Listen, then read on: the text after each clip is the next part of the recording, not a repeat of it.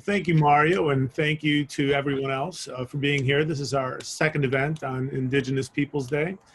My name is Phil Dalton. I am the director of the Center for Civic Engagement. I am also a professor of rhetoric and public advocacy here. The Center for Civic Engagement, along with the Center for Race, Culture, and Social Justice, the Latin American and Caribbean Studies Program, the Hofstra Cultural Center, and the Hofstra Honors College is very pleased to present today's panel for Indigenous Peoples Day. None of today's events could have come together without the help of the Hofstra Cultural Center's Executive Director, Evelyn Collins, and she deserves considerable thanks from everybody involved. I also thank our center's graduate assistant for civic literacy and on-campus events, Callie Wynn, and Center for Civic Engagement fellow Becca Lopresti, who helped in numerous ways with organizing and announcing these events. Much of US politics centers around questions about the power of government versus the power of people. Nearly sacred in Western thinking are individual rights to property. The state, it is said, must have extraordinary reason to take or use someone's property. Nevertheless, the United States has a history of displacing people from property held by treaty, extracting material from property on which indigenous people reside, and violating lands recognized as sacred. The following panel discusses these issues, defending indigenous territory against predatory extraction. And to begin our discussion, it's my pleasure to introduce Professor and Vice Dean of the Lawrence Herbert School of Communication, Mario Murillo. And well, thank you very much, Mario, for all your work in developing this panel. And I'd ask you to take it away. Let me make sure I'm not mute.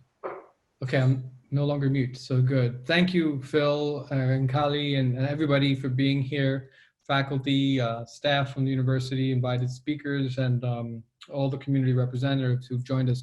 Right now we have a tally of about 102, so that's a good thing. Hopefully we'll be trickling in, and also our other two speakers who I'm still trying to communicate with as we move forward. Again, my name is Mario Murillo. I'm a professor here at Hofstra for a long time, Vice Dean of the Herbert School of Communication, and sort of the unofficial coordinator of today's sessions, but with a lot of help, as Phil just pointed out. And I welcome all of you for this annual event here at Hofstra all day, where we spotlight the global indigenous movement. In our previous panel, we had a number of scholars who shed light on this whole concept of discovery and the justification for displacing, for dislocating, for torturing, for terrorizing communities for over 500 years. And it was very much brought to today. But we also, along with the scholars and the authors and the writers, we're also joined today by activists mobilizing on a global scale around some of these issues. We're also hearing from creative talents, the creative talents of artists and filmmakers and storytellers. Certainly in the third panel, we'll hear from some of them as well. And in essence, really embrace the struggle for the defense of territory, defense of culture, natural environment, and obviously people, the people of this planet. I just wanted to, I did this in the beginning of the first session. I think it's important we do that here as well, here in the second session. And I think recognizing that even though we're coming from all over the world, really, from Santander de Quilichao, hopefully shortly from the Sarayaku territory in Ecuador. Earlier we had from California, from Montana, from the Cree Nation. Later on, we're going to hear from folks as well from Venezuela. We're emanating from Hofstra, from Long Island, which is was known as Sewanhaki, Wampanoag, and Paumanake, territory that is indeed sacred territory, indigenous territory. So I thought it was important that we recognize and acknowledge the land that we're on here in Long Island. Indigenous land that originally was inhabited by the Canarsie, the Rockaway, the Matinacox, the Merricks, the Massapequa, the Nissequogs, the Secatogs, the Setauquets, the Patchogues, the Shinnecox, the Manhassets, and the Montaukes. We pay tribute to the people that were here and very much still here in many ways.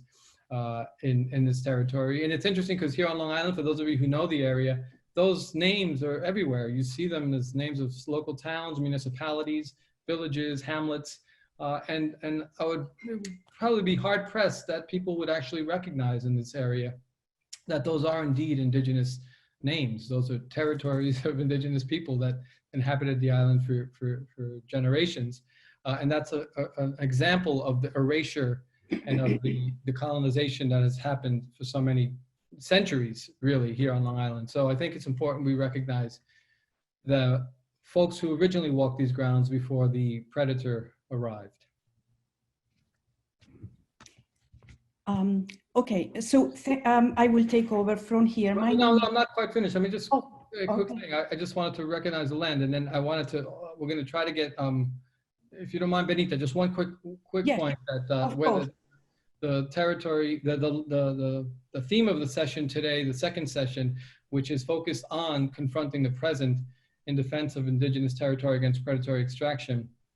I think what, you know, and we're going to hear from Colombia in particular, but I just wanted to point out that how going back to 1991, 92, in my first encounter with and experience in southern Colombia, where our friends Vilma and Manuel are joining us from today, almost 30 years ago, there was some level of hope and some positive feelings about the recent agreement. The Constitution in Colombia had been recently approved and rewritten for the first time in its history, recognizing the rights of the territorial and land rights and cultural rights of indigenous communities in Colombia. And there was this whole process, an example of the advancements that were made, at least on the administrative level.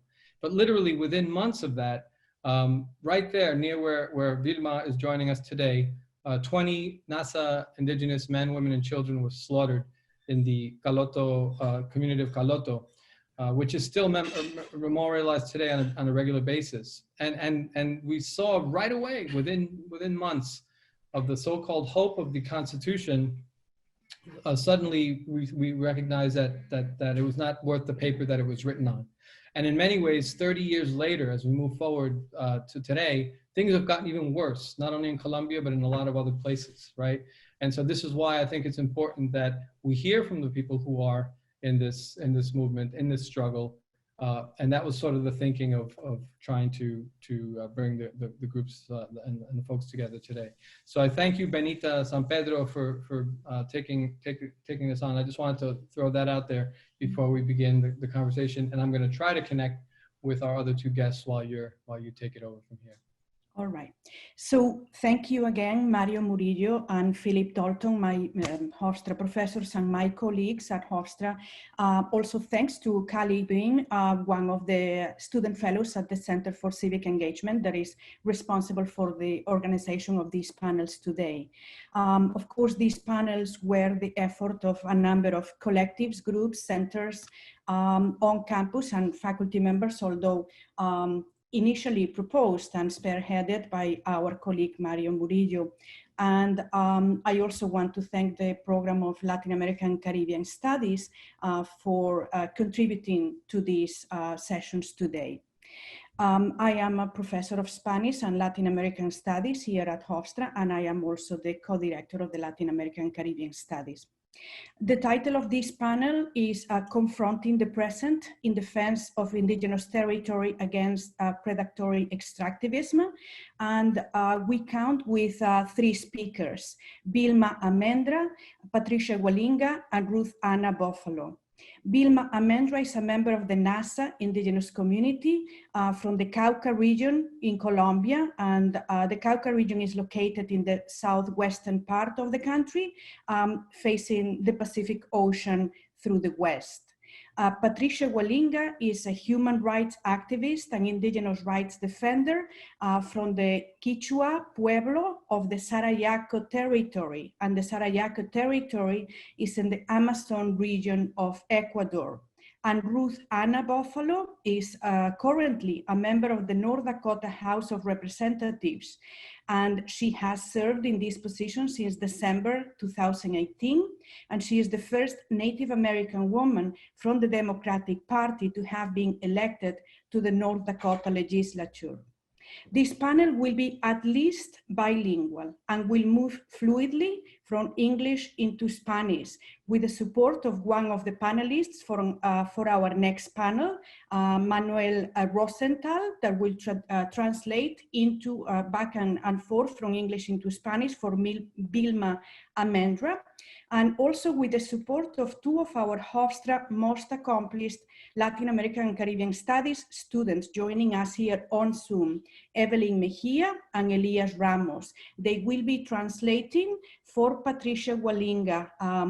Evelyn will be translating to her into Spanish, and Elian will be translating to the audience into English.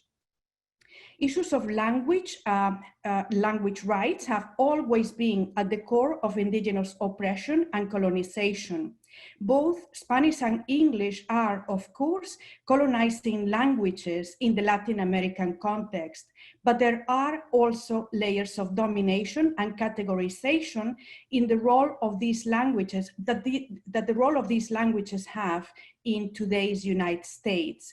With this in mind, please bear with us as we navigate language issues in this panel, and also as we transcend monolingualism, because transcending monolingualism is also a way to decolonize. This session is designed to focus on contemporary struggles in Indigenous communities, both in North America and in South America, and on the ways in which these communities are confronting ongoing threats against peoples, communities, and livelihoods. These threats come from many sides, including extractive industries, mining or oil drilling, armed groups, agribusiness, multicultural corporations, and local and national leaders that certainly do not appear to have the interests of these communities in mind when they make policies. I will pass on the mic to our three panelists now. I'm not sure if Patricia Walinga and Ruth Anna Buffalo have joined the Zoom session already, but we hope that they will during the session. And we will begin with Vilma Almendra. So we are giving her 10 minutes to introduce herself in her own words and to present the situation of her community. She will be translated by Manuel Rosenthal.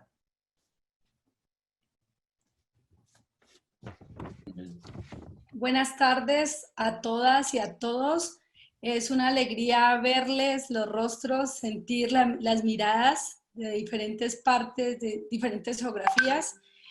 Como decía anteriormente Benita, soy Vilma Rocío Almendra Quiguanás, hija del pueblo Nasa y del pueblo Misak, de lo que han llamado mal como Colombia, acá al suroccidente, en el Cauca, y hago parte de una iniciativa que hemos llamado Pueblos en Camino, donde nos hemos puesto como mandato, como desafío, como práctica, tejer resistencias y autonomías entre pueblos y procesos. It's a pleasure to see your faces and a joy to be together today. I am Vilma Rocío Almendra Quiguanás. I'm a daughter of the Nasa and Misak peoples in southwestern Colombia, in the region of Cauca, and I'm part of an initiative called Pueblos en Camino, Peoples on the Path, and our mandate is to support the weaving of autonomies and territories between peoples and processes throughout.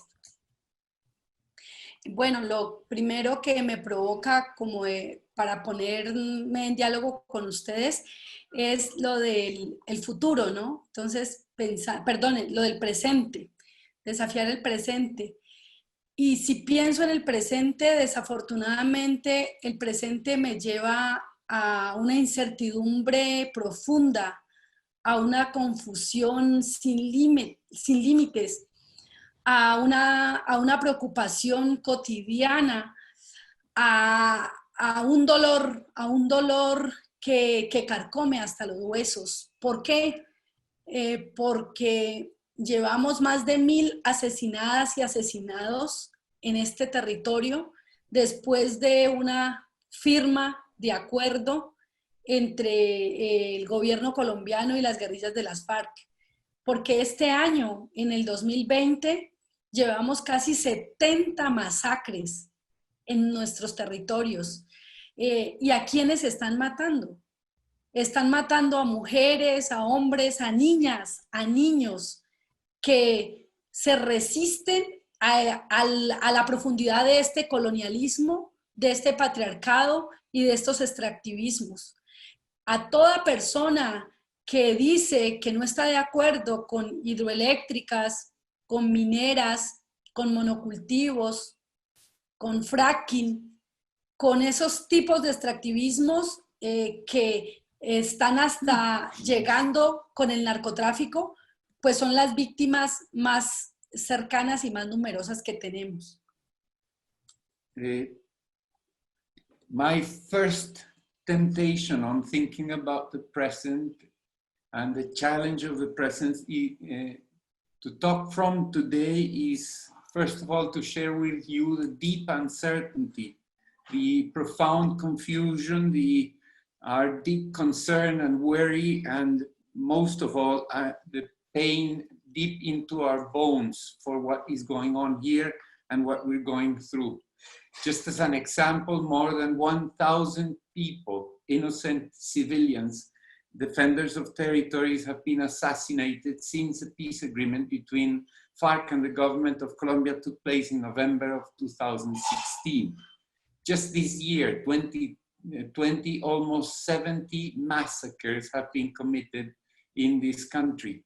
And these massacres have involved people who have resisted in defense of territories, people who have tried to protect ancestral cultures and knowledges, and protecting them from who? From hydroelectric dams, mining, extractive businesses, monocultures, drug trafficking, and these are some of the reasons given unacceptable for the assassinations of most of these people. Entonces, es incierto, es preocupante y es confuso porque tal vez, yendo a la memoria más corta de la lucha, no a la memoria tan larga, justo antes de que se firmaran estos acuerdos, podríamos decir aquí desde el Cauca que teníamos un poco de certeza en saber quién nos mataba, para qué nos mataba, y podíamos reclamarle abiertamente.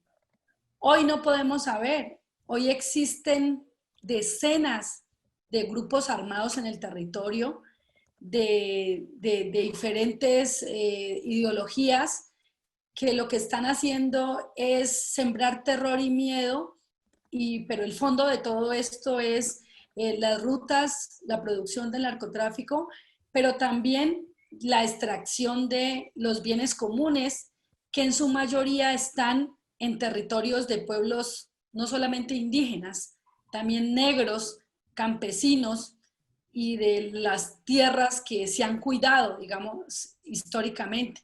Entonces, esa es parte de la confusión hoy. I will begin from the short memory, from our current situation in Cauca. In the recent past, we had some certainty as to who killed us, who the armed groups were and why they attacked us and what for, what interests they were behind. But today we have no certainty at all in that regard, because there are tens of armed groups in the territory, because they shift from one to the other, and the terror and fear are being planted throughout the territory by all of these groups. Their interests, of course, are pathways for drug trafficking, are the extraction of common goods, and we are not only affected as indigenous peoples, Afro-Colombians, peasants, and anyone and everyone in these territories by these interests and for those benefits.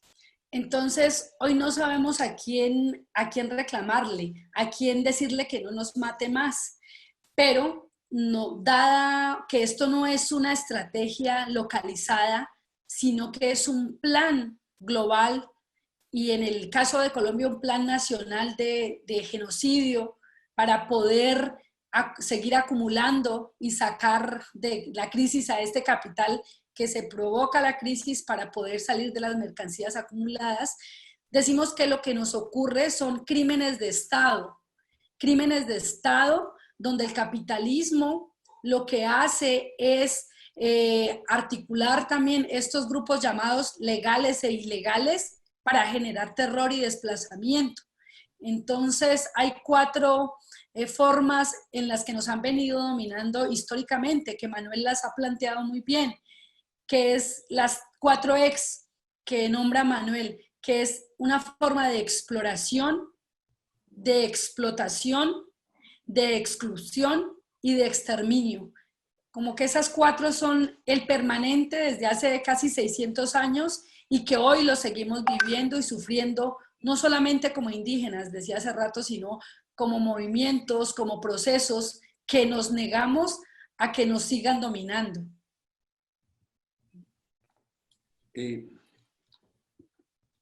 We have to try and understand who we are confronting, and it's very difficult today. Who's attacking us?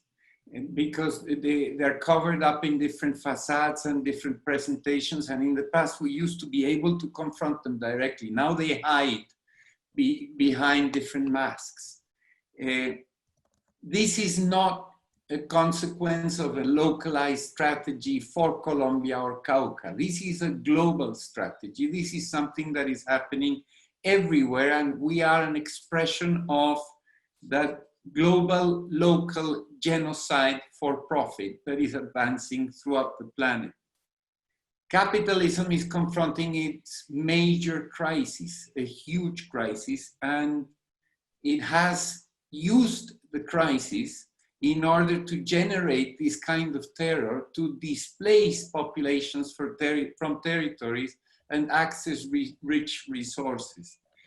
That's why we understand what's going on and we label it clearly as state crime. These are crimes of the states. And terror and displacement are the major and the main tools that they use for these forms of domination that that have been maintained throughout history, a close to 600-year history that one can summarize in the 4X that Manuel usually presents us with. And these 4X, to simplify history, include exploration, exploitation, exclusion, and then extermination. And this is what we're living up to now, and this is what we're seeing deepened and extended through our territories. Entonces, si me preguntaran ahora, bueno, frente a todo esto, ¿qué hemos hecho? ¿Qué estamos haciendo? ¿Qué nos hace falta?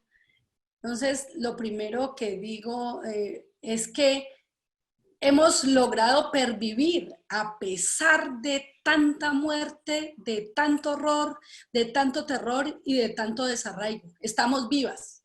Si yo tengo una palabra aquí para compartir, no es una palabra de Vilma Almendra, no soy la dueña de la palabra. Es una palabra que viene tejida milenariamente de abuelas, abuelos, de compañeras, compañeros que han dado la vida, porque que hoy exista un movimiento indígena, que hoy estemos en medio de contradicciones, intentando caminar salud, educación, comunicación propia, ya es un logro. Entonces, si tengo una palabra para caminar, es gracias a la lucha milenaria de mi pueblo. So the questions, what are we facing? When I think about what we're facing now, I have to think about what we have done, what we're doing now, and what's missing. And from that perspective, I have to begin by saying the fact that we have survived in spite of all this aggression, that we are alive is an achievement on its own. In fact, the word I'm speaking the fact that I can speak here and I say what I'm saying, these are not my words. It's my inheritance. It's woven to a millennial struggle where people have given their lives literally so that I can speak today and I have a word to share, belonging to a peoples and to a long story. My word, every one of my words, bear witness to the fact that we have managed to survive. This we have done. Y hemos usado históricamente muchas formas de luchar, de disputar, de gritar lo que queremos ser a pesar del patriarcado, del colonialismo, del Estado y del racismo. Entonces acá se ha usado la lucha armada, se usó, luego se hicieron negociaciones de paz, se dejaron las armas.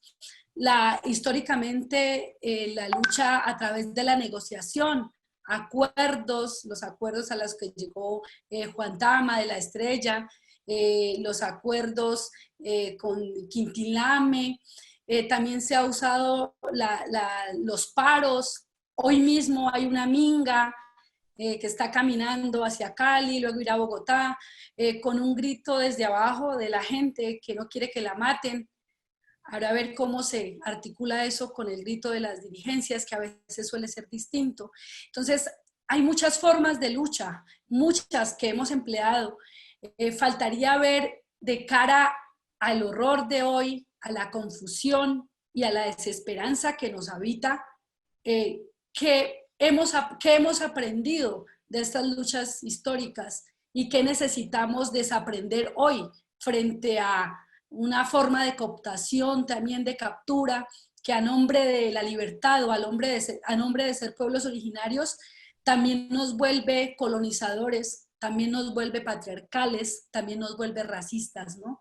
Entonces, me parece que es un desafío concreto y cotidiano que tenemos aquí ahora. We have struggled in different ways. And what should we do? Our cry from a long history, our cry for survival is a cry that has walked the territories and expressed itself in different ways. We have used, for example, we used the armed struggle to defend ourselves against the Spanish regime and in other times. We used peace agreements with governments and powers. We have negotiated like Juan Tama and Quintilame at different periods of time and through different aggressions, and we have reached agreements and treaties. We have mobilized through hunger strikes and different kinds of strikes, and right now we have begun a mobilization called the Minga, an ancestral practice of the Andean region in order to achieve a common good collectively. Our Minga today is demanding that they stop killing us. And we'll have to see if our demands from below are the same demands that our leaders are trying to achieve, because we have contradictions and there are tensions and difficulties today. So we have, through history, used diverse forms of struggle, and then today we are facing horror, confusion, despair. So now we are challenged to look back and to look at our circumstances and find out whether we have learned lessons from history. And from those lessons, if we can recognize what we need to do, how we need to struggle today, and how we can acknowledge and overcome the way in which we're being co-opted and captured as well, because within our communities, there is also cooptation, there is patriarchy, there is racism. So we are facing challenges from the outside conquest, but also within our own communities. Lo último, ya para abrir, es que dados estos desafíos, me parece clave dos ideas para conversar. Uno, que como pueblos originarios tenemos la urgencia de reconocer nuestra lucha en el contexto de otras luchas. Si nosotras y nosotros no tenemos la capacidad de ver lo que están haciendo las zapatistas, las compañeras en Rojava, las kurdas, las compañeras en el Gualmapu, tratando de estar más allá de los estados, tratando de reconocer las guerras internas. Ellas nos dicen, sin crítica y autocrítica no hay transformación. Entonces, las dos ideas son, desde lo local, tener la capacidad de ubicarnos en un contexto global y tejernos a otras luchas para defender la vida y la madre tierra. Y dos, si nosotras y nosotros estamos conformes con lo que tenemos hoy como movimiento, como lucha, como categoría mujer, estamos reproduciendo el sistema. Entonces, ¿cómo deshabitar esas formas de dominación para encontrar nuestra raíz, para retornar a la madre tierra, para ser en realidad Nasa, Misak, Embera, Dakota, no seguir siendo el indio permitido que genera el mismo Estado como categoría y como forma práctica? Eso, muchas gracias, para provocar. And finally, to open up the conversation, I would like to point out two ideas as a provocation for our discussion. It is urgent to weave our struggles with other struggles, to recognize ourselves in the face of, on the mirror of other struggles elsewhere. And so, for example, the Zapatistas, or Rojava and the Kurdish women's struggle and women's revolution. And beginning by finally being able to walk away from states, looking at ourselves beyond states. And then I have to acknowledge what the Kurdish people have taught us. Without criticism and without self-criticism, there is and there can be no transformation. We have to be self-critical in the face of those mirrors with others. So the two questions are, first, from our local contexts, look at ourselves in the mirror of global contexts and other struggles, and defend life while defending Mother Earth, because we are inseparable from Mother Earth. And the second one is to challenge ourselves if we are comfortable within the categories we live in, within the world we live in, particularly as women. We have to abandon the home we are used to because it is destructive. And we have to go back to our roots, go back home.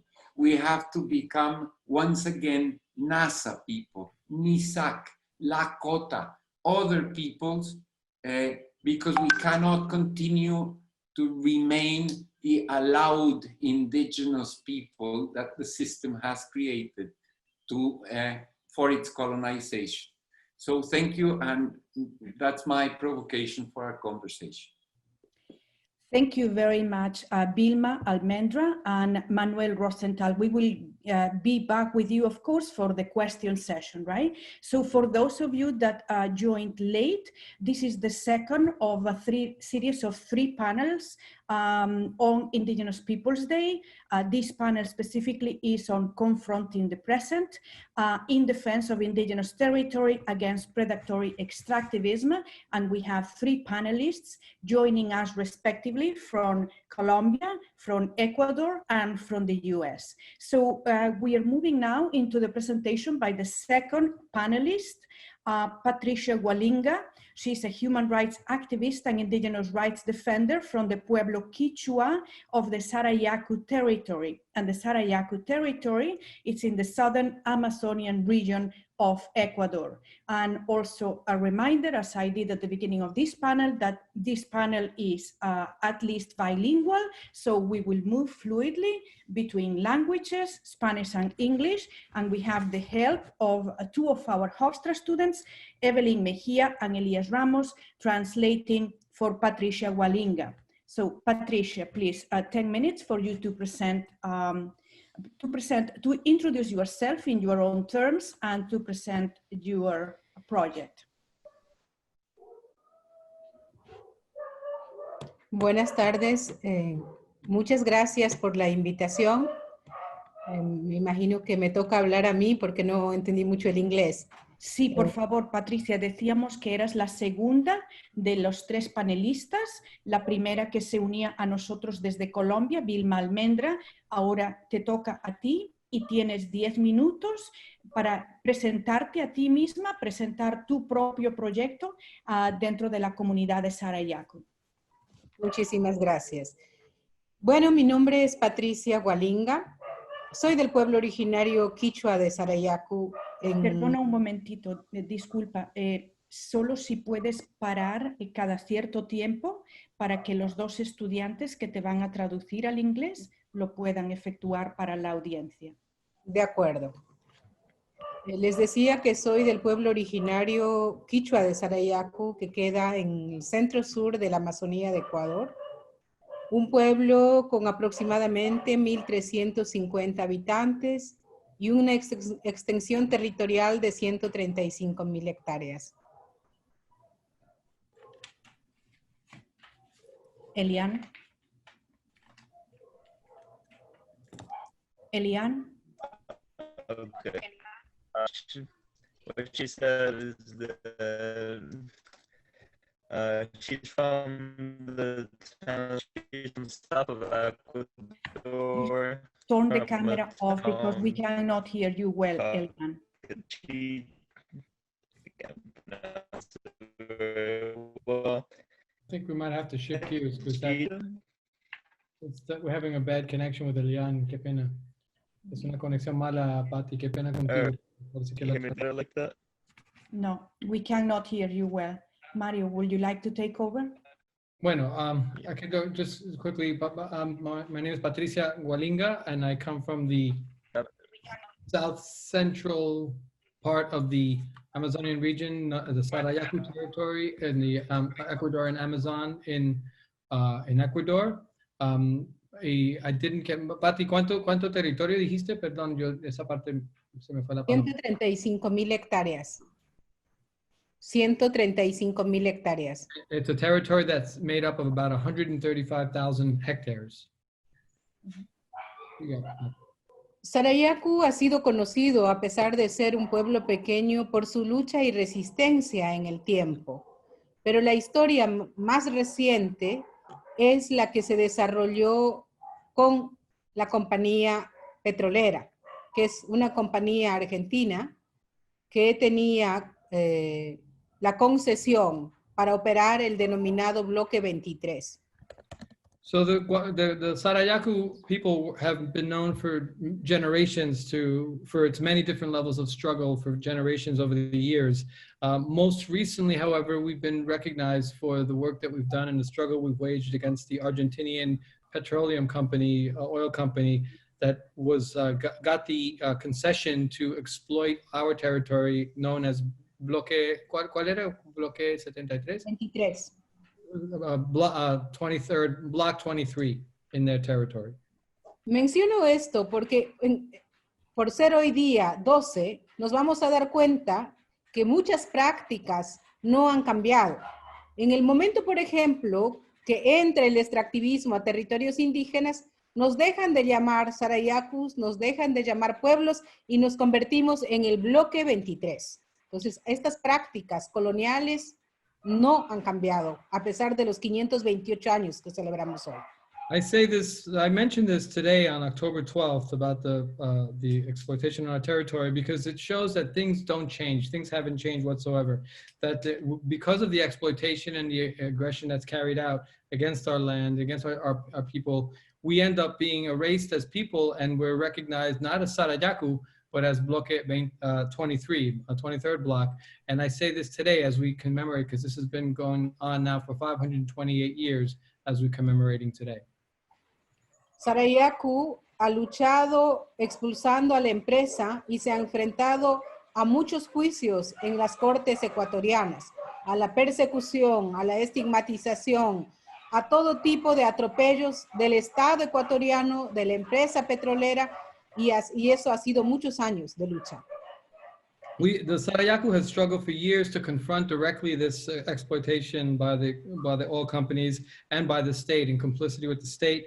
The courts have ruled against us over the years and ruled in our favor of the state, but we continue our struggle against this exploitation. Sin embargo, cuando la justicia del Ecuador no funcionó, se nos abrió una puerta para denunciar ante el sistema interamericano de derechos humanos.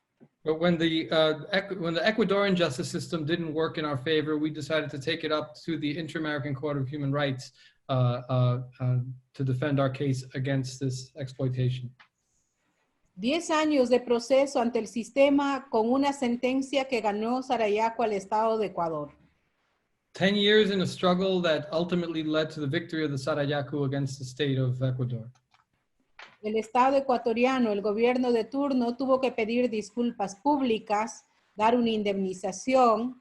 Al mismo tiempo, la Corte establece como principio de derecho internacional la consulta libre, previa, informada, que tiene que ver con el consentimiento de los pueblos indígenas. So along with forcing the Ecuadorian state to publicly apologize for its transgressions against the Sarayaku people, there was also indemnization awarded to the Sarayaku people, and also a recognition of the international law that demands prior consultation with the communities in these circumstances. En todo este transcurso de años que han pasado, hay muchas historias de tristeza, de dolor, pero también de rebeldía, de no dejarse dominar y no dejarse arrebatar el territorio. So throughout this period, we could talk about lots of histories, lots of stories of struggle, of pain, but also of victories and of defending and rebelling against this system, against this state, to defend the rights and interests of the Sarayaku people in Ecuador. Y Sarayaku se convirtió en un símbolo de resistencia exitosa para los pueblos indígenas del continente. And Sarayaku eventually emerged as a symbol of resistance for many communities, indigenous communities throughout the American continent. Pero nosotros estamos conscientes que solo es un paso más, que no es una victoria definitiva, porque la lucha no ha terminado. But we're also very clear and conscious of the fact that this is just one stage of the struggle, that this has got to be a continuous, ongoing struggle, because it has not ended. This has not ended for us.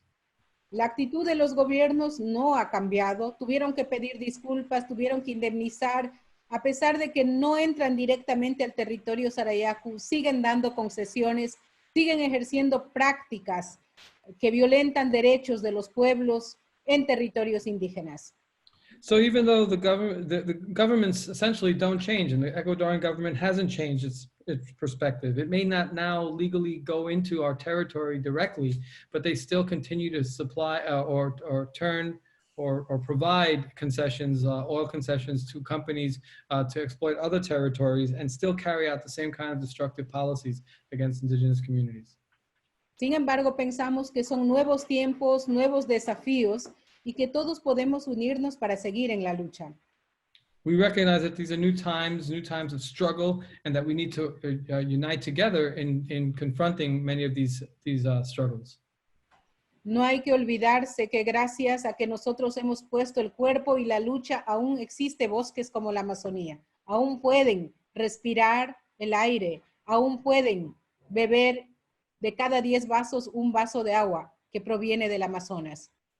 So we say, despite all the destruction that's gone on, because of our struggle, because of our fight, we can still say that the Amazonian rainforest still exists, that we still have the forest, and we still have the water, and that of every 10 glasses of water that's drunk in the world, 1 glass comes from the Amazon. So we say that we still make that happen. We still make that possible. Nuestra lucha también se enmarca en que el mundo entienda la importancia de los ecosistemas amazónicos, la importancia de los ecosistemas del mundo, y que no lo vean solo como una lucha aislada de los pueblos indígenas, que sí hemos resistido 528 años y estamos presentes aquí para volver a hacer un aporte a la humanidad, pero con vida.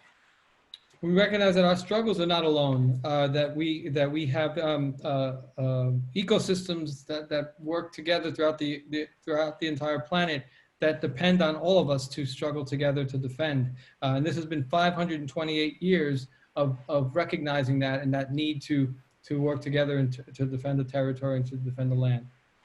En una discusión tan terrible como la de la crisis climática, las pandemias, los pueblos indígenas tenemos la posibilidad de aportar con cosas nuevas, como nuestra visión, nuevas para los demás, pero lo que siempre hemos aplicado para los pueblos indígenas, como la visión de la selva viviente que está promoviendo el pueblo de Sarayaku en estos momentos.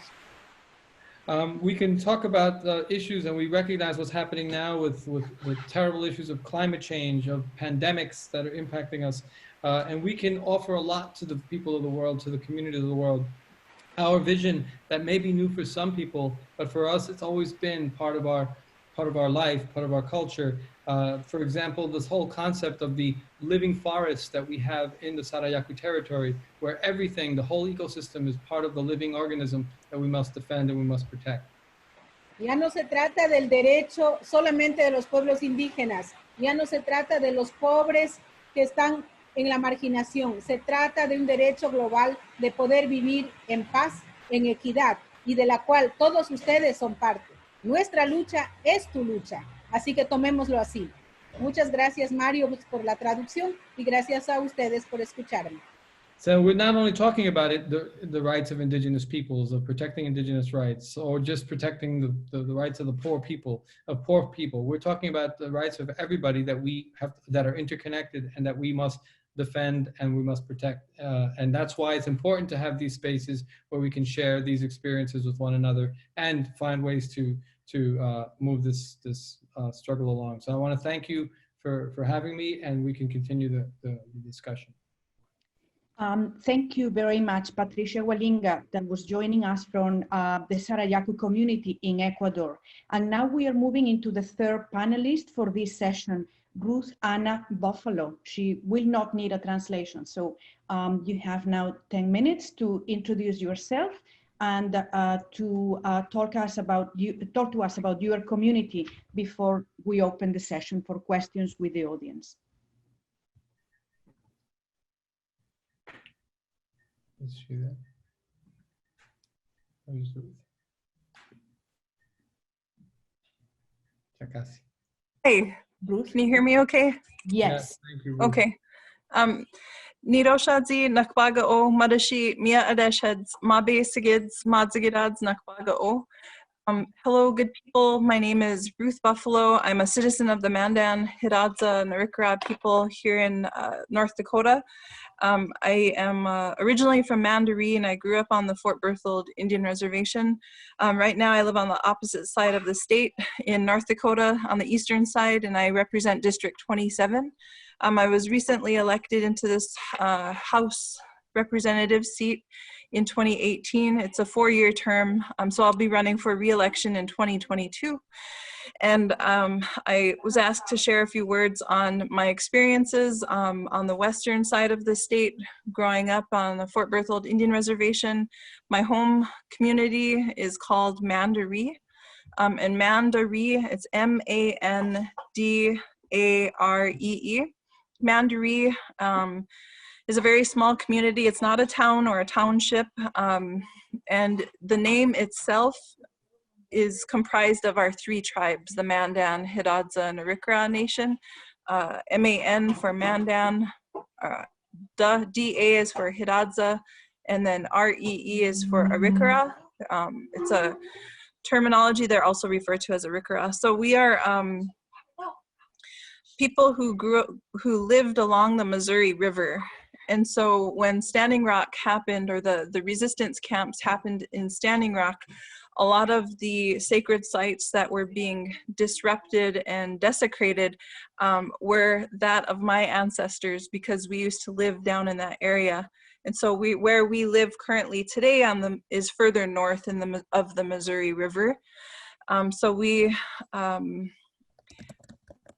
were almost wiped off the face of this earth. The Mandan tribe, specifically the Nueta tribe. So everything that's happening today with the pandemic is really striking our ancestral memory. As a descendant and a citizen of the Mandan, Hidadza, and Arikara Nation, knowing that our Nueta people the majority of our people did not survive smallpox. And so back then during the westward expansion, the Lewis and Clark expedition, you know, we were gifted blankets, but those blankets were infected with smallpox. So that's a little historical context to my lived experience and our worldview today. You know, today is what is being referred to across the country and globe is Indigenous Peoples Day. And it's an honor to have this recognition, but so I'm not sure if you want me to stop for translation too. Sorry about that. No, you don't need to stop for translation. You can go for a few more minutes. Okay. And so there's so much work that we need to do across the country, and we believe that true healing cannot happen unless we acknowledge the atrocities that have occurred within these lands that are called the United States of America. I believe as a country, we're going to continue to spin our wheels until we acknowledge the true history of our country. And by saying that, it's not to make anybody feel bad or guilty or shame. It's none of that. It's just to provide healing. In order to move forward, we all have to do better in understanding our neighbors instead of being in separate silos and corners or thinking Native American, American Indian, Indigenous people are a thing of the past. You know, racist imagery, racist logos and things are outdated and are a thing of the past, and quite frankly could possibly just belong in a museum, you know, a separate corner in a museum. And so as an elected official in North Dakota, it's been interesting. We are an oil-driven state. We are a red state, so that means we are a trifecta, which means our governor, the majority party in both houses, both chambers, the House and the Senate, is held by the Republican Party or the GOP. Our communities are being directly impacted by the oil extraction. There were two different oil booms, one when I was a young girl, and the second oil boom, which focuses on hydraulic fracking, right within my home community, has brought the people who support oil extraction say fracking is innovative and it's you know, made some very it's a result of advancing technology, but at the same time, they're still not willing to release the list of chemicals that are found as a byproduct of fracking. There's fracking wastewater, which is often referred to as brine water or salt. It's highly potent wastewater from fracking. And so in 2014, in the summer, there was a 1 million gallon brine water spill only 6 miles north of my mom's house in Mandaree. It was very strong and potent. It smelled like gasoline. And it scorched the entire pathway down this hill, scorched it. In the middle of summer, the grass was green, but that spill scorched the vegetation to complete yellow brown, like killed it instantly. And it actually made its way down the hill to a small creek and into a beaver dam.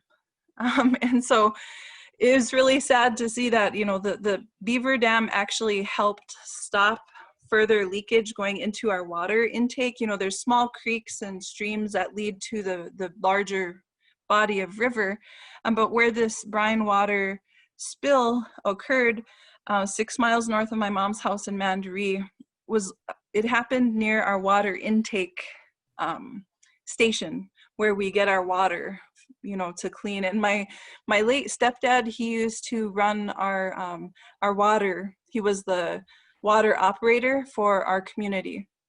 And so I know the work that goes into keeping our water safe and clean. But it was unfortunate that even our four-legged relatives bared the brunt of that brine water spill, because the beavers didn't survive that brine spill going right into their beaver dam. During that time, it was really interesting to see our tribal council elected representative share that, that we were only to listen to him on news updates regarding that spill, and that he was getting his information directly from the oil companies. And so I think that was a little interesting to hear as a public health professional, because we know oil companies have very biased viewpoints on their industry and what they're doing. Of course, they're gonna say it's safe and everything's fine, but if it's so safe, wouldn't they release the list of chemicals that are in the fracking wastewater that has been illegally dumped in our lake? Our lake is called Sakakawea. It's named after a Native woman, but in fact, it's not really a lake, it's a reservoir. Because my grandparents were directly impacted by the flooding of 94% of our agricultural land in the early 1950s. And so that I'm a product of that traumatic life event, because as Indigenous people in the early 1950s, after withstanding poor federal policy, we were quarantined, so to speak, to tiny pieces of land, what are now called Indian reservations. And so we pulled ourselves up by the bootstraps, so to speak, by adjusting to life within a small piece of land called a reservation. And in the early 1950s, 94% of our agricultural land was flooded. And so what that meant for my community was that we moved from one centralized community to being separated into 6 small different communities, moved up to higher barren grazeland. And so 94% of our agriculture land is still underwater. And that land was very fertile. And this area that is still underwater is called elbow woods. We refer to it as the bottomlands, but when I hear elders speak of how life used to be in elbow woods, they still come to tears. It still has a lot of heartbreak, because we were self-sufficient, contrary to the stereotypes that are out there. That the stereotypes that are out there of Indigenous people is that we're dependent upon the government, that we're lazy, that we're drunk, that we're dumb, that we're stupid. Those are some of the stereotypes that I grew up hearing. But nobody really knows the true history of these lands and why we are in the state we are today. We have very poor health. During this pandemic, many of us are at high risk as a result of poor policy.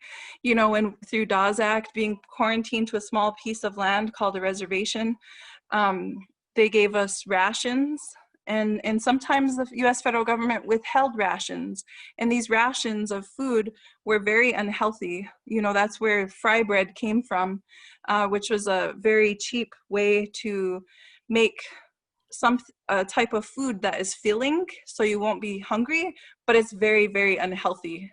We have some of the highest rates of diabetes, cancer, and we know that communities who experience a lot of stress, chronic stress, oftentimes leads to chronic illness and disease. And these are not to make excuses as to why things are the way they are within our communities. It's really explaining some of the truth in poor policy. And so we know that through policy development, we have an opportunity to improve people's lives. We've seen a number of different populations suffer because of poor policy, because we know poor policy, poor health is a result of poor policy. And that's something that really drove home for me when I heard that in our Master of Public Health coursework. And so just wanting to share a little history of who I am and where I come from. So back to the flooding of 94% of our agricultural land. we were forced to relocate once again. And my grandparents chose to stay. Many different people relocated. They used the relocation program and they moved to the East Coast, the West Coast, large cities, Chicago, San Francisco, LA, Ohio, Minneapolis, but my grandparents chose to stay. And as a result, they faced some challenges. Where they relocated to, it was so far out in the country, the school buses wouldn't reach it. So my mom was sent to a boarding school when she was 5 years old. She was punished for speaking her language. And there's so many stories of kids running back, trying to run away, you know, barefoot through cornfields. And again, I mentioned we were one centralized community. We were self-sufficient. We had our own hospital, school system. Historically, we were agricultural people, the Mandan, Hidadza, and Arikara people.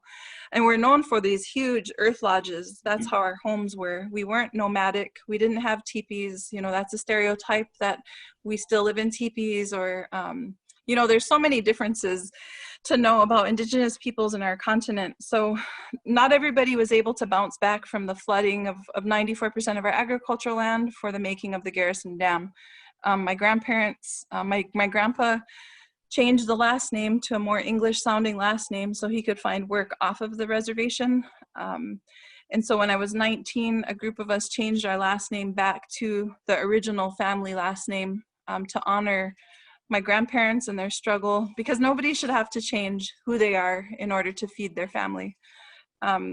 So in present day now, we have the fracking oil production right within our home community. And with it, it has brought population growth. So a lot more people live in this area. And at the beginning of the second oil boom, I would say in 2011, 2012, between 2010 and 2012, the increased truck traffic on our roads really strained an already weak infrastructure. A lot of the old roads that were out in the country by where my grandparents relocated to, those roads, the pavement became gravel because there was so much semi-truck traffic on there. We had an increase of traffic fatalities within the Indian reservation. I did a data analysis of traffic fatalities within the oil counties and compared it between within the reservation and off the reservation, the different counties to show. And of course, you know, the traffic fatalities were higher within the Indian reservation. So population growth strained our already weak infrastructure. It also brought an increase of crime and drugs. And also, we saw a lot more things on the ground. I used to run my Tribal Nations Summer Youth Employment Program. And so for 4 consecutive summers, I ran my Tribal Nations Summer Youth Employment Program from 2011, 2012, 2013, and 2014. One of those summers, one of our youth workers escaped abduction in broad daylight. I'm tall, she's about my same height, and she was walking to one of our community gatherings, a celebration, or what is known by mainstream society as a powwow. A red truck pulled up to her and 2 men got out who were not from our community, and they tried to pull her into the truck. Thankfully, she was able to get away, you know, fight and get away from them and run to safety. So from that point forward, having witnessed that from one of our summer youth workers, we then reached out to one of our partners, the North Dakota Safety Council, and asked them if they had any training they could provide our youth workers. And so they did. They had a safety stalker predator awareness class, which was basically self-defense. And so that's some of the things that we've done within our reach just to try to help equip our youth, our young people, in being more aware of their surroundings. We didn't really get a warning as to what was going to happen next. You know, at that time of increased truck traffic, it would have been nice to have our tribal leadership get on the tribal radio station and say, please stay home, you know, don't be out past dark. watch out for one another because things are going to drastically change, you know, and so people witness these changes. Whenever I would go home to visit my mom and family, because my entire family still lives on the Indian reservation, and it felt like we were in a movie. We would have great big oil semi-trucks drive into my mom's property, and they were lost, you know. It was a lot of chaos. It reminded me of what movies show of the Wild West. And so we know that our women are targeted for sexual violence. We have a long-standing history of our Indigenous women being targeted and not viewed as human beings. I think in general, as Indigenous people, oftentimes we're not viewed as living human beings, but we're still here. You know, there's this strong narrative in Hollywood that paints us a certain way. And, you know, different industries, the oil, even the different marketing industries who push a certain narrative forward benefit on the backs of Indigenous people. You know, even within the oil industry, that's the extraction that's happening within Fort Berthold Indian Reservation, the tribal nation is still getting ripped off. You know, so it's a lose-lose. You know, not to mention that the families who live in close proximity to the oil extraction are more susceptible to health complications, cancer, diabetes, asthma, you know, the upper respiratory issues, because with hydraulic fracturing, a byproduct of that process is methane flaring. It's, you know, natural gas going out into the air, but it's connected to fracking. And then there's also wastewater, fracking wastewater, that is very potent. And when I used to work for my tribal nation for 4 consecutive summers, we would get phone calls. We would have to help field phone calls. And one day somebody called in and said, you know, I'm reporting illegal dumping of wastewater fracking into our lake, you know, into the river. So it's unfortunate that we don't have enough support and people who are willing to stand up for public health. And it's hard to do that in a red state, but people are dying and will continue to die as long as we do not stand up to the extractive industry, which is very harmful. I think people who push for oil extraction and say that it's a good thing, they should also go live in these areas that are being directly impacted by oil extraction. I've said that for a long time, and I truly believe it. Our congressional delegation, our governor, they all should go live right next to a fracking hydraulic site, and then they should report back to us in about 5 years how their health has improved. So. Thank you very much, Ruth Anna Buffalo. So just to recap a little bit for those who entered the session late, we have 3 speakers in this panel: Vilma Almendra joining us from the Cauca region in Colombia, Patricia Walinga from the Sarayaku territory of Ecuador, and Anna Ruth Buffalo from North Dakota. So we will have 1 question now for each of the 3 speakers, if you can address it quickly, and then we will have questions for the entire panel. And of course, we are taking questions from the audience as well through the chat. So please write them in the chat. For our first speaker, Vilma Almendra, a question on the chat. And I suppose this is related to your presentation before, reporting that there had been more than 1,000 assassinations in your community. And in this year alone, in 2020, more than 70 assassinations within your community. So the question is, what is the status of security? Has security been increased in all of these areas in view of the attacks? I assume that they are referring to state security, but I am sure that you can nuance that and explain what is the situation with state security when most of the assassinations are state assassinations as well. So Benita, si puedes repetir la pregunta en español para Patti. Se la está repitiendo Manuel. Ah, Oh, ok. para Patti. Claro. Me olvidé. Yes. So, Vilma, when you are ready, if you can comment on the issue of security within the community, whether the state has increased security and whether this is a double-edged kind of situation. No, seguramente se entendió mal. Me refería a 1.000 asesinadas y asesinados en Colombia y a 70 masacres. Masacres acá es un concepto que se usa cuando asesinan más de 3 personas en un mismo lugar. Entonces, 70 masacres este año. Y con relación a la seguridad, ahí está la gran contradicción, ¿no? Porque cuando nos han enseñado sistemáticamente el Estado, que es la policía y es el ejército el que nos cuida, ahí está la contradicción, porque lo que les decía hace rato, no son los actores armados los que nos cuidan. Incluso ahora se habla de fuerza pública. No es una fuerza pública. El ejército y la policía son fuerzas privadas que cuidan las hidroeléctricas, cuidan las mineras, cuidan el fracking, cuidan los monocultivos.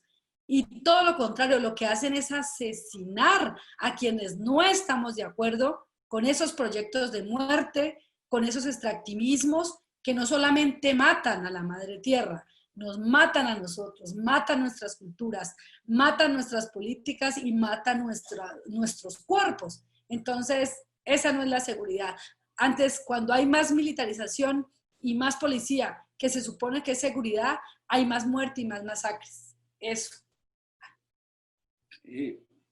So a clarification, there have been more than 1,000 indigenous and social leaders murdered in Colombia since the peace agreement was signed. And these are leaders of civilians, unarmed civilians that protect cultures, territories, and organizations. And there have been 70 massacres, a massacre defined by the assassination of at least 3 civilians. There have been more than 70 massacres this year alone in Colombia. So in terms of security, the image we have and what we have been taught is that the state provides security and protection to civilians. So the armed forces and the police are there to protect people. In fact, it is exactly the opposite. The police and the armed forces in Colombia are there to protect fracking, extractivism, mining, hydroelectric dams, and to attack people in order to protect these extractive industries. That's what they're there for. In fact, the people that have been murdered and are the people who disagree with these kind of extractive injuries. So we are being murdered, massacred in order to pursue, promote, and extend the extractive projects. That is why there are massacres in Colombia, and that's why there are more than 1,000 assassinated civilians and defenders of lands and territories and cultures since then. So the more militarization and the more police there is in a territory, the more massacres and assassinations occur. And that is what we're living through. Mm-hmm. Mm-hmm. Thank you very much. There is a follow-up question from LAX student Zachary Toki, so I will pose it to you, Vilma. And he says, if in this conflict with Argentina and the oil company, if the tensions get shown or get more agitated through events such as soccer games or other recreational events. And he says, I bring this up since politics seem to get involved in sports more than ever before now, at least in recent times in the United States.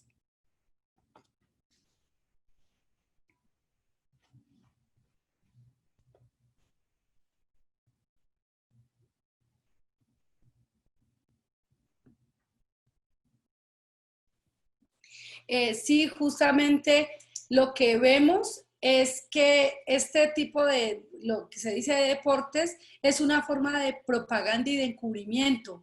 Justamente acá se le llaman las cortinas de humo. Entonces, cuando sucede, se descubre, por fin sale a la luz un evento de corrupción o de masacres donde el Estado o los partidos políticos estuvieron involucrados, entonces sale un evento de propaganda que se usa para acumular masas, que estemos viendo un espectáculo televisivo que nos impide ver y reconocer la realidad de nuestro territorio. Entonces así ocurre con el fútbol y con muchas cosas más, ¿no? So yes, sports, for sure. What we see here is what we call smoke screens. And in fact, it's systematic. Whenever there's a massacre or there's a scandal or massive corruption is unveiled and the situation becomes a severe, a grave scandal that threatens the state or the powers that be, then immediately the big sports event is fabricated as a smoke screen and the attention is deviated from that issue. That constantly happens. Mm-hmm, mm-hmm. Thank you very much. A question for Patricia Walinga now. Since you gave us a little bit of the narrative of the legal battle against the oil company in the Sarayaku territory of Ecuador, do you want to tell us now what is the current situation, legally speaking, vis-a-vis the oil companies invading the Sarayaku territory? Si puedes preguntar a Benita. Ok. Entonces, Patricia, si nos puedes explicar ahora cuál es la situación actual en estos momentos con respecto a la cuestión legal, al litigio entre la comunidad Sarayaku y la compañía petrolera que invade vuestro territorio. Bueno, en nuestro caso, la compañía tuvo que salir a causa de la resistencia y no ha vuelto a ingresar. Han intentado armar otros bloques, pero en nuestro territorio no pueden ingresar. Sin embargo, el Estado ecuatoriano fue sentenciado por haber permitido todos los atropellos. Entonces, ahorita está en fase de cumplimiento de la sentencia de la Corte Interamericana de Derechos Humanos. Ha cumplido una parte, yo diría que la más fácil, pero no ha cumplido puntos trascendentales que tienen que ver con el fallo de la Corte, que es la consulta y el consentimiento y la extracción de 1,5 toneladas de explosivos que hasta el día de hoy aún se encuentran en una parte del territorio Sarayaku. All right, so just to tell you, so far the company has had to leave from the territory, from our territory, as a result of our resistance. And so in our territory, they are not allowed to attend and to return and continue that work. Notwithstanding that, the state was sentenced. They were hit with a number of provisions from the Inter-American Court that they had to fulfill vis-a-vis the community. And that they have complied with some of those aspects with the community, but in many other parts they have not. They have, in fact, totally neglected it. In fact, the most important ones, one being the recognition of prior consultation and acceptance or acquiescence from the local communities for any kind of work in their territory, and also the removal of tens of thousands of tons of explosives that were initially put in place to begin the exploitation when the exploration first began, and that still has not been removed from the territory. Mm-hmm, mm-hmm. Thank you very much. So a follow-up question, Patricia.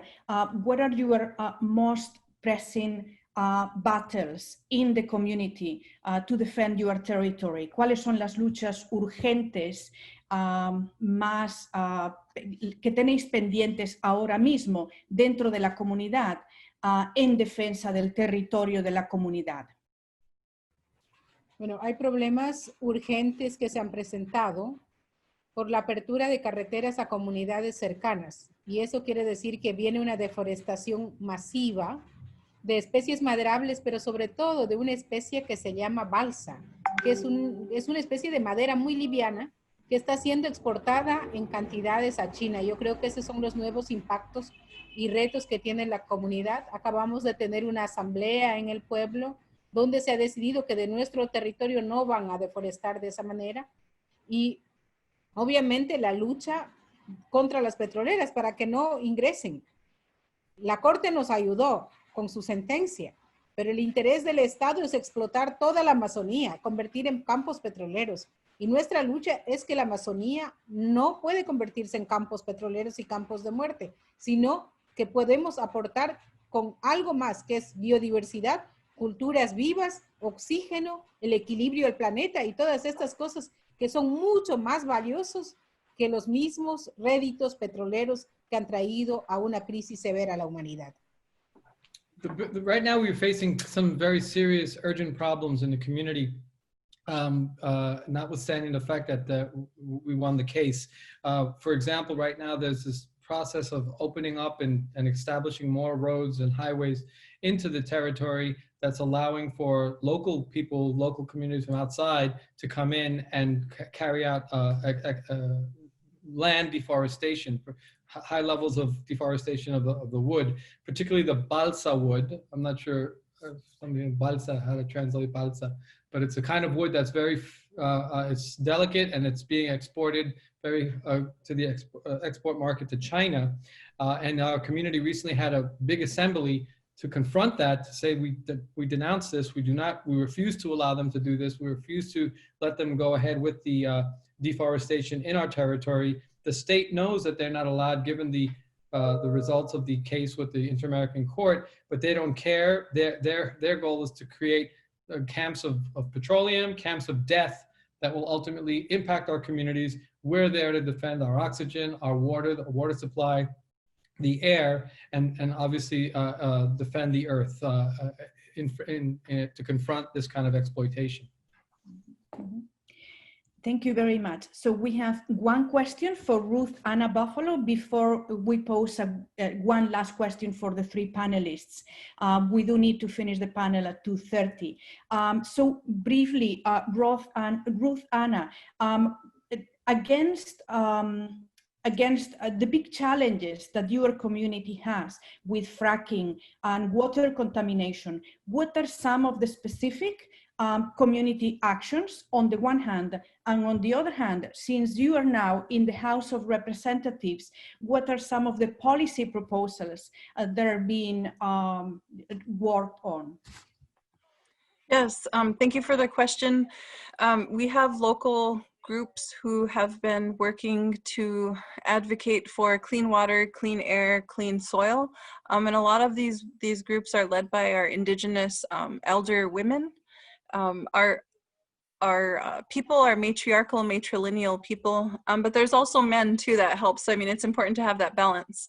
And so one group that is out there right now is Fort Berthold Power, and POWER stands for Protectors of Earth and Water, Protectors of Water and Earth Rights.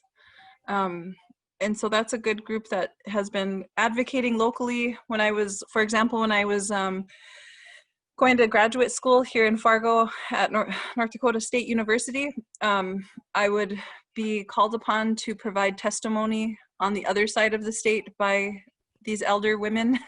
They would call and say, can you show up and testify? And so I would do that. I would leave early in the morning, drive 5 hours to the other side of the state, provide testimony, and then head right back to Fargo.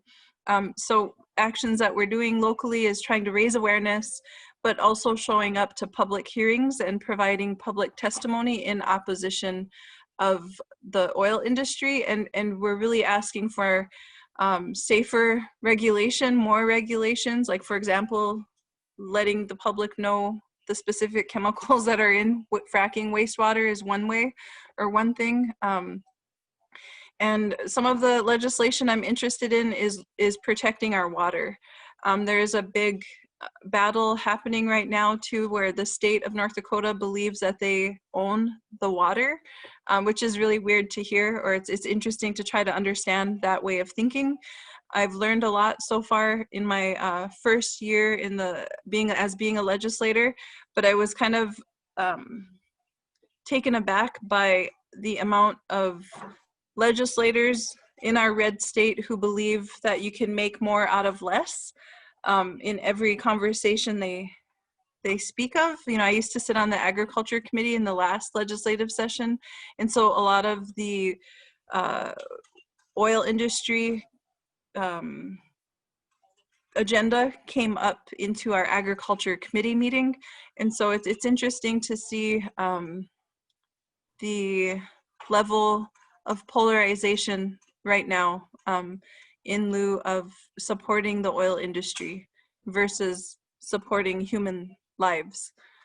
So I am interested in finding legislation that will protect our water, but again, that's going to be an uphill battle because our state believes they own the water and they believe that fracking is safe. So.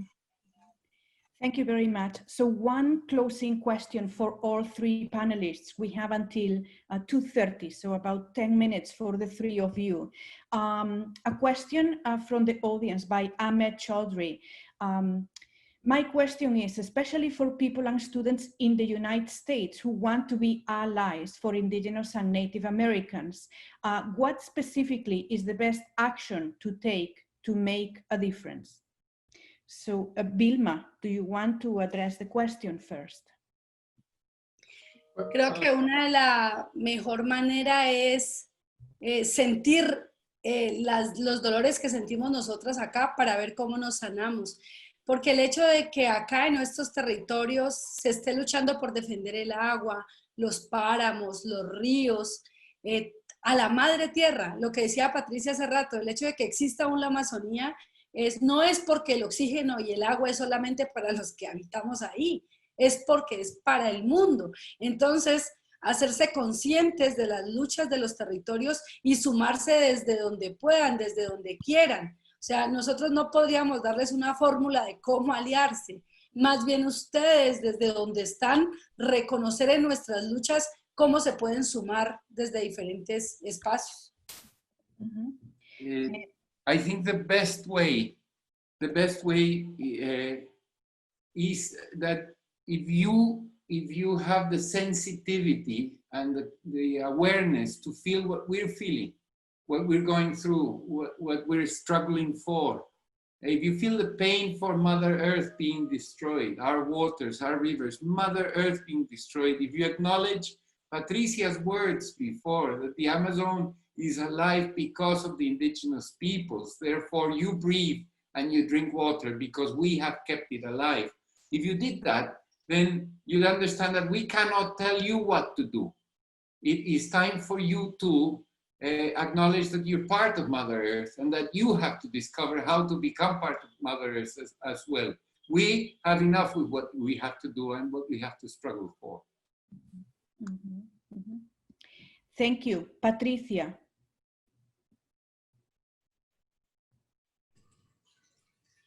Disculpa, ¿cuál era la pregunta? La pregunta que te hemos puesto en el chat es ¿qué pueden hacer los estudiantes, las personas en los Estados Unidos o en otras partes que quieren ser aliados de las comunidades indígenas, de los pueblos indígenas de las Américas y qué acciones concretas pueden tomar para ayudar en vuestras causas? O si vuestras causas son también las causas de ellos. Bueno, hay muchas cosas que en este momento se puede hacer, porque como les dije anteriormente, ya no es una lucha solo de los pueblos indígenas. El dolor de la matanza en Colombia tiene que ser un dolor mundial. Tiene que ser el dolor de North Dakota, tiene que ser un dolor de toda la humanidad, porque se está rompiendo el equilibrio del planeta. Ellos pueden empezar a presionar a los gobiernos, pueden empezar a presionar en cada uno de sus países como estudiantes, porque el planeta que heredarán es de los jóvenes, de los niños. Posiblemente nosotros ya estamos en un punto de que ya vamos para otro lado. Entonces, ellos tienen la obligación de luchar pensando que es una lucha de ellos, no como qué podemos hacer para apoyar a los pueblos indígenas, no diciendo esto está aislado, sino es una lucha mía. La explotación petrolera en territorio sarayaco es mi lucha. La explotación, el fracking en North Dakota es mi lucha. Lo que pasa en Colombia es mi lucha. Y empiecen en su universidad, empiecen con sus gobernadores, con sus gobiernos. Hablen, protesten. Y sí se puede hacer. Se puede cuando se quiere. Muchas gracias. Sure, there are lots of things that we can do because, as we've already said, it's not only our struggle. The pain and the massacres in Colombia, the violence in Colombia has to be all of our pain, not just in Colombia. It's a matter of finding equilibrium for our planet. Those who are there, the young folks, the students, they have to pressure their governments. They have to go out and protest. They have to speak because it's your planet. It's your planet that you have to defend. You're the young folks. You have to define where you're going. We're on our way out. We're already on our way to the next way. You have to do it and find your way in this struggle because it's all our struggle. The exploitation of oil in Sarayaku, the violence and the exploitation in Colombia, in North Dakota, it's all our struggle. So there in the university, we hope that you take a lead and work and unite in speaking out and protesting and calling it out because this is your world. This is everybody. We're all in this together. Thank you very much. So Ruth, Anna. You're mute. Thank you, Madzigirads, for having me in this space with all of you. It's good to see you again, Patricia, and everyone else, Mario. And I would say also that to echo the previous speaker's words and that we do have to, it's our responsibility to do better. And each of us can do something within our reach, even if it is a simple Facebook share, sharing news that's happening across the country, and remembering and realizing that we are all connected. We're all one people. We are all one heartbeat. So, Madzigirads, thank you. Thank you. Thank you.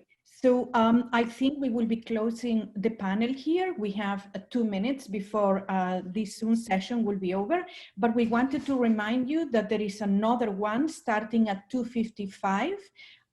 The features of Indigenous communities. So please join us in the Zoom link, which you are going to see on the chat in a few minutes. Callie, Wim, can you please post the link for the Zoom chat for the next session? And thank you very much again to all 3 panelists. Just to wrap up, thanks to Vilma Almendra that has joined us from the Cauca region in Colombia today, and to Manuel Rosenthal, who will be speaking in the next session in a few minutes for the translations. Thanks as well to Patricia Walinga, joining us from the Pueblo Quichua of the Sarayaku territory in the Amazon region of Ecuador. And thank you to Ruth Anna Buffalo from the North Dakota community. So thank you very much to everyone and to all of the attendees of this panel. We look forward to seeing you at the next one in a few minutes. Muchísimas gracias. Nos vemos. Thank you, Ruth. Thank you, everybody. And hopefully you'll join us. It's about 20 minutes. We'll start the other panel. So thank you, everybody. Abrazos para todos. Thanks for the questions as well, to those who posted questions on the chat.